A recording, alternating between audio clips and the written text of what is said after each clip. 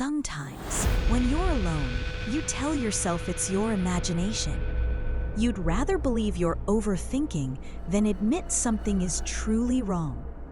These are stories about the places we call home, the places that watched us back.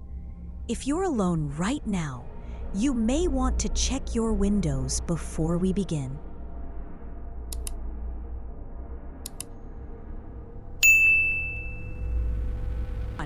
The pond that watched me. When I was 22, I was alone in my parents' house more often than not. They'd done well for themselves, so well in fact that they owned 3 different properties. That summer, they were staying at their place in the Finger Lakes, and I was left behind to look after the house by the pond. It wasn't a small place. It was the kind of house that seemed designed to echo, a hollow, upscale space that looked warm in the daytime and felt cold at night. I never liked how the shadows pooled in the corners, but the sunroom was an exception. In the summer, that room felt like it belonged to another house entirely. It was wrapped in glass on 3 sides, facing the backyard and the pond beyond it. During the day, the sunlight turned the couch cushions warm, and at night, you could open every window and feel the air move around you, cool and scented with water lilies and damp wood.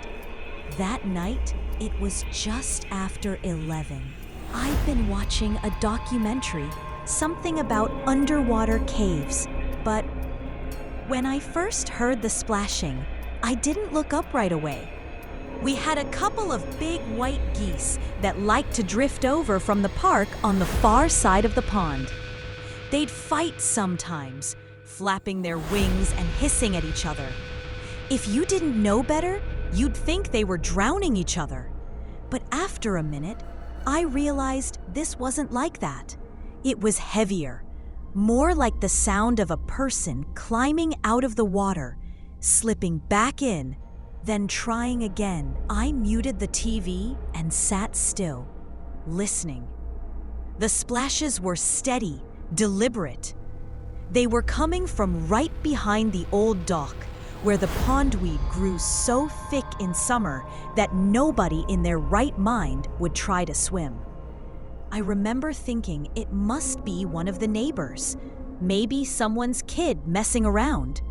But even as I thought it, my scalp prickled with a feeling I couldn't shake off. I told myself if I just turned on the floodlights, it would feel less like a nightmare.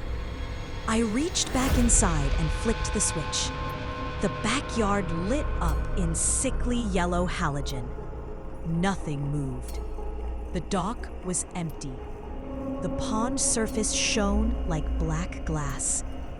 I stood there for longer than I probably should have, feeling the cold air crawl across my skin.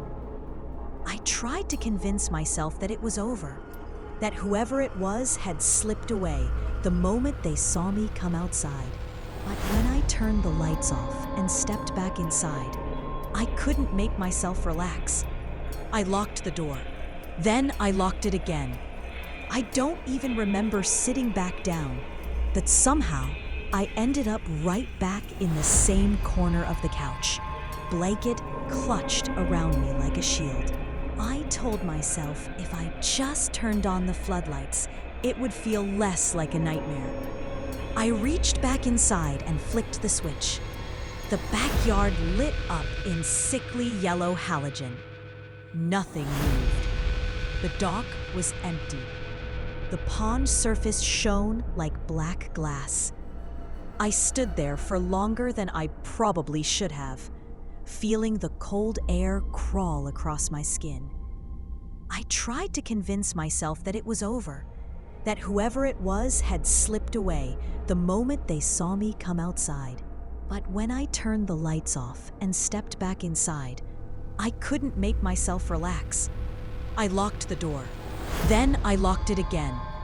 I don't even remember sitting back down, but somehow I ended up right back in the same corner of the couch, blanket clutched around me like a shield. I don't know how long I stayed like that.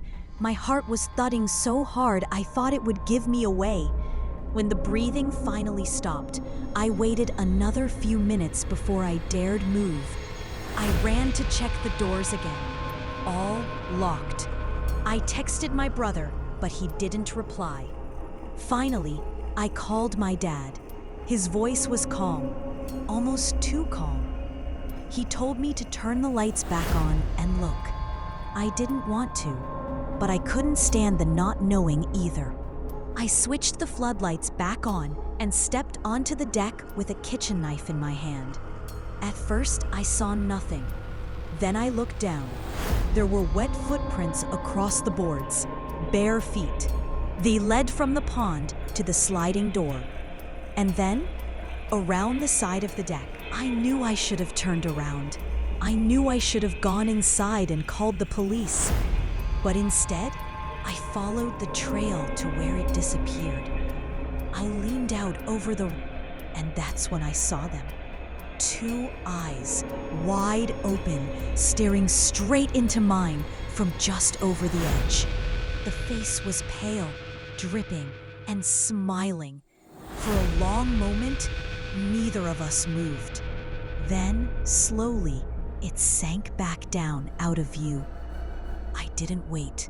I ran inside, locked everything, and dialed 911. At the end, thanks of all people here for me. I hope you make subscribe and add me in TikTok and Instagram.